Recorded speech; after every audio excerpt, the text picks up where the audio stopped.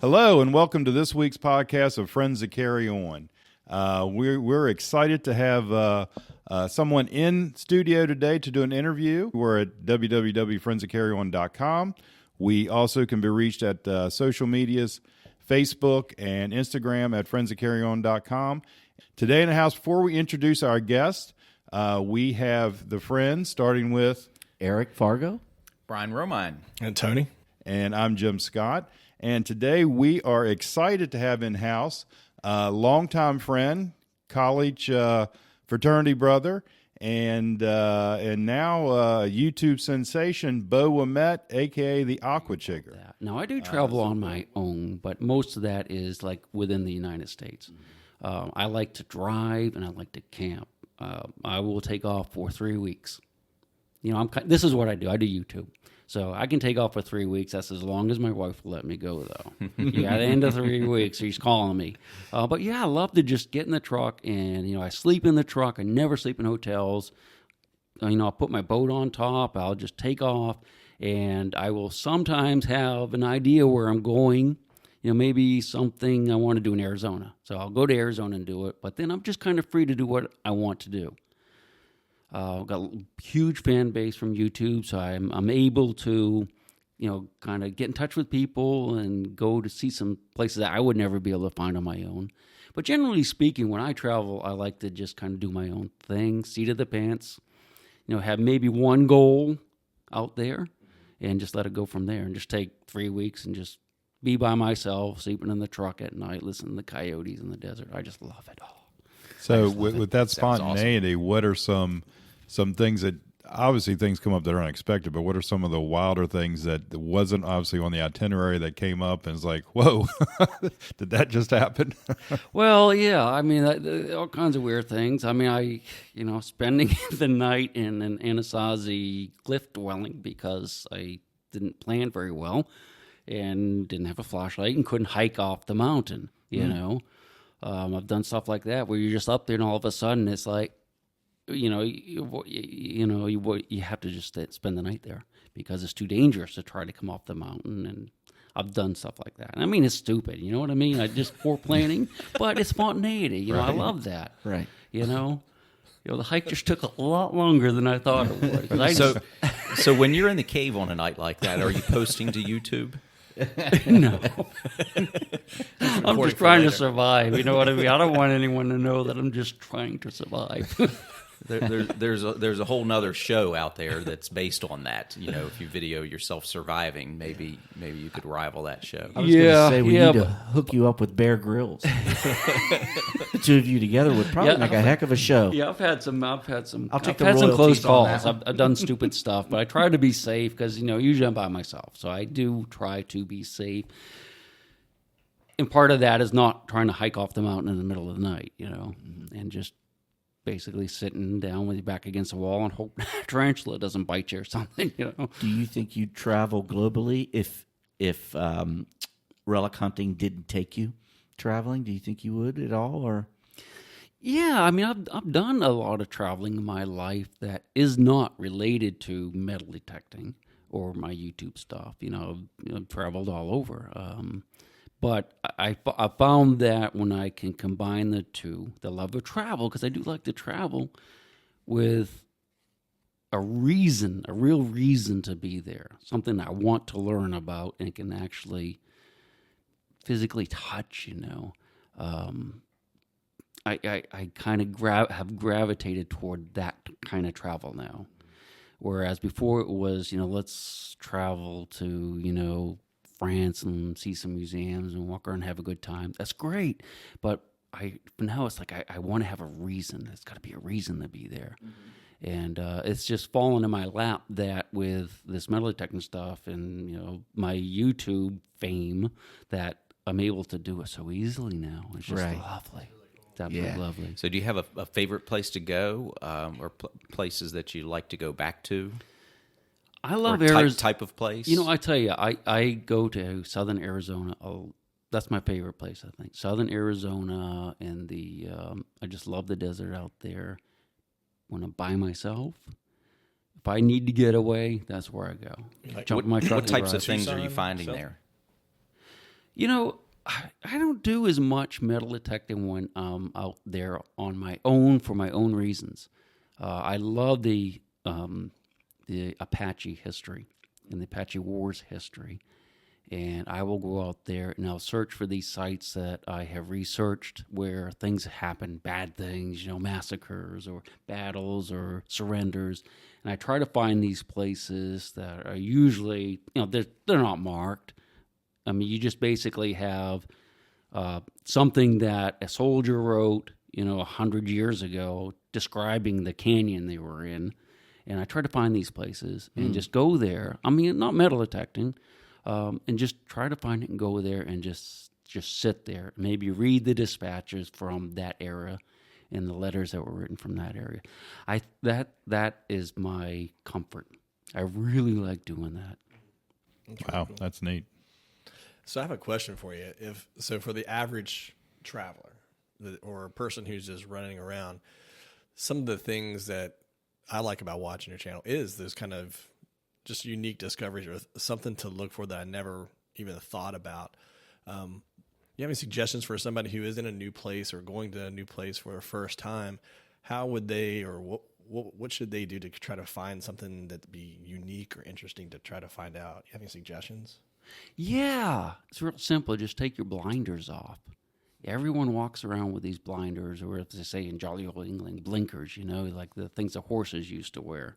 You put on the horses so you can't see. Yeah. Take those off and look around. I mean, even if you're not looking for artifacts or something like that, there's so much more. And you guys know this because you're travelers. You have taken those off and you're not just looking for the museum that you want to go visit. You're looking all around. You're looking in the back alleys. You're looking here. You're looking there. It's the same type of thing. Exactly what you guys are doing. Take them off. For me, if you want to find things, look at the ground. Spend time looking at the ground. There's so much stuff underfoot. When you're at one of those museums, just wander over to the flower beds and stuff if you can see dirt and just look. You'll see all kinds of stuff. Crazy. It's just taking those blinkers off or blinders off and just be observant. Just look. Make yourself look.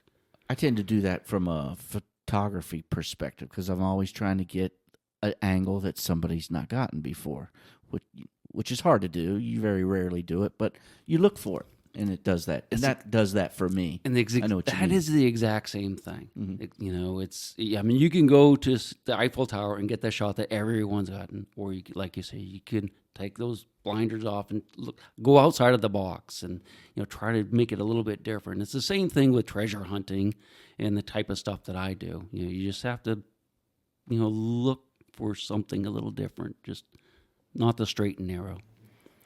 Does that with people that have become into metal detect? I know my brother-in-law has gotten into it in the last 4 or 5 years, and he's a fan of yours.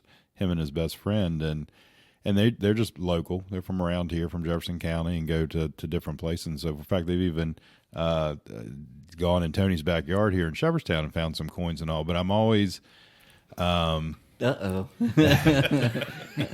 He asked. Both Tony and Brian live in town. Okay. Yeah. See, I should have done some negotiating here. You have the largest lot in town, don't you?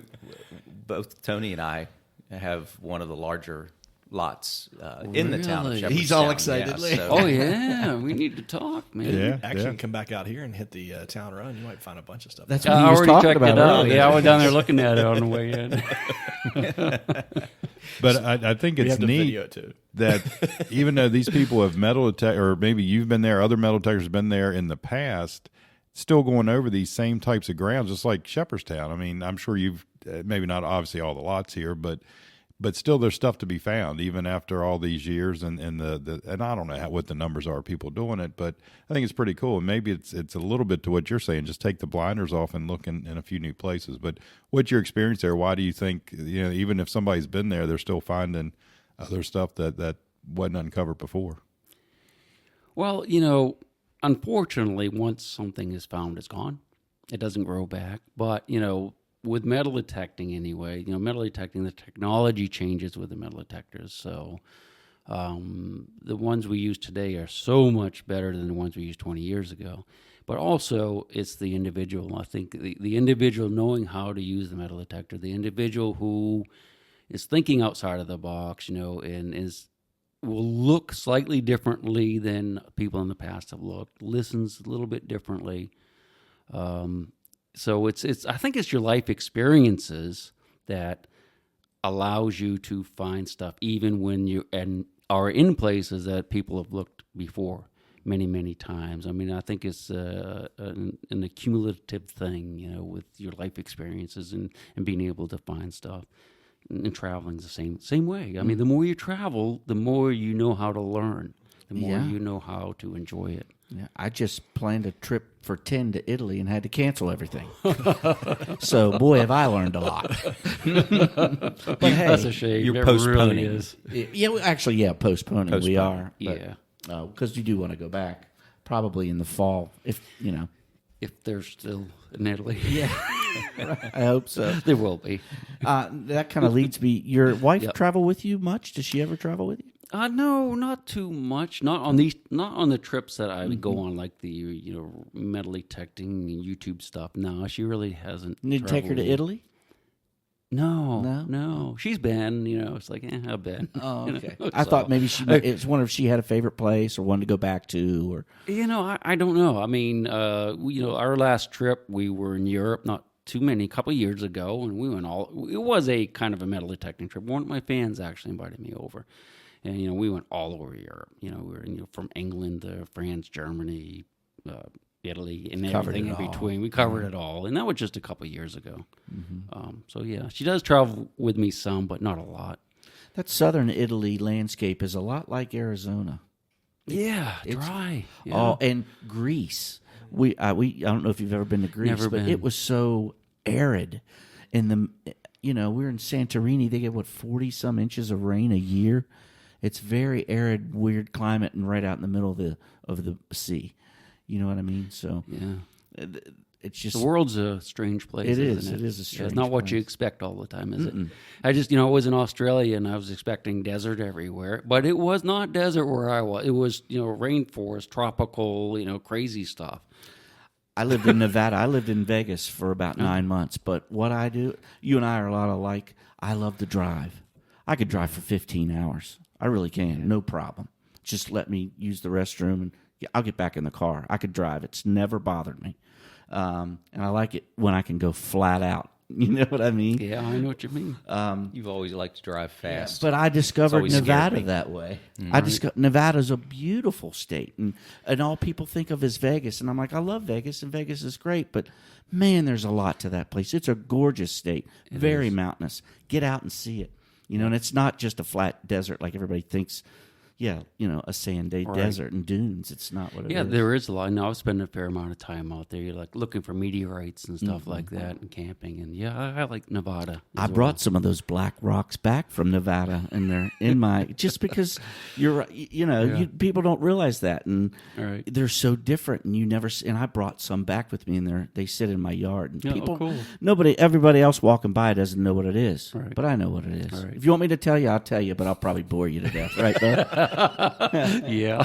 So, both of you found some meteorites in your hunting? Yeah. I like to search for meteorites, and I found a fair number in Nevada with a metal detector, and I've also found with just my eyes freshly fallen meteorites. How fresh? Which is so they were on the ground for a week. You're kidding. How do you Yeah, know that? there's a whole group of people that look for meteorites, and they watch the news, and if there's a fireball on the news, the people go to try to find them, because a lot of times those things explode in the air and they fall to the ground. And I was fortunate that one of my friends local was part of a group that found where they fell.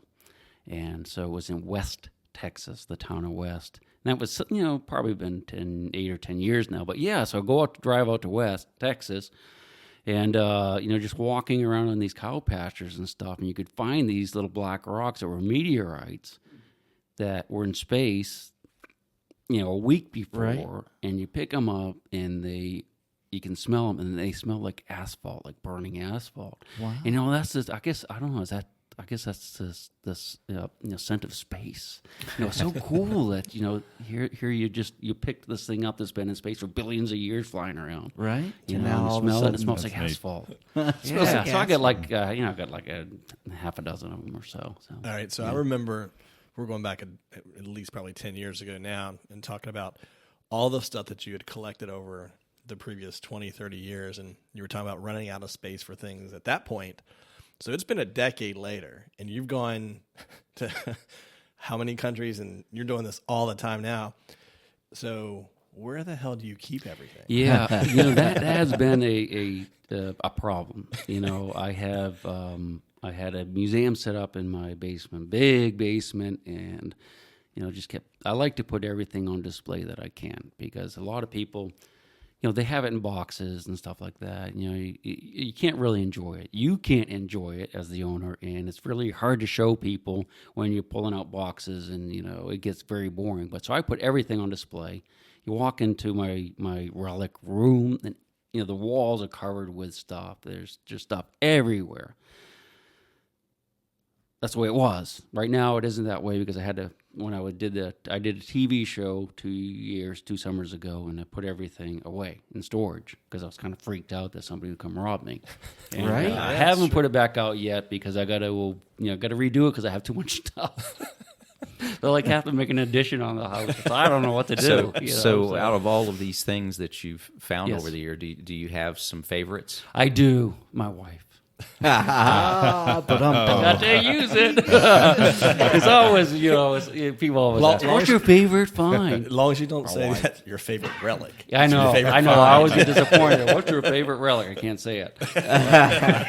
I was listening to you. I asked the question. Yeah, I'm glad too, because I was listening. I was like, my ears perked up. So What's he gonna other say, than your relic? wife, can you tell us about a few of your favorite fine. finds? Yeah, I think my favorite finds. I don't really have one that I can point to. What comes to mind? Real. I like ID discs, the dog tags Right. of the Civil War era.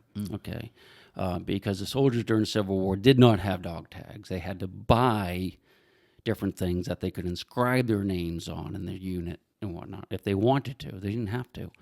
I like finding those. I think that's the holy grail for me, is to find those things, because when you get the soldier's name. And often these are really beautiful artifacts. And they'll have their name on it, their hometown, the battles they fought in, because the soldiers wanted all that. But you can look up those soldiers. There's great information online, this Smithsonian, I guess. And you can look them up and you get all kinds of information about what they did, who they were, when their widows filed for their pensions, and they almost always did. After soldiers might have died 20 years after the war.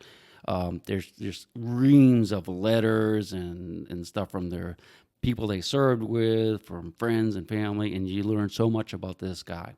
And here you are holding his ID disc, so you can put a really good story together, and it's a good history.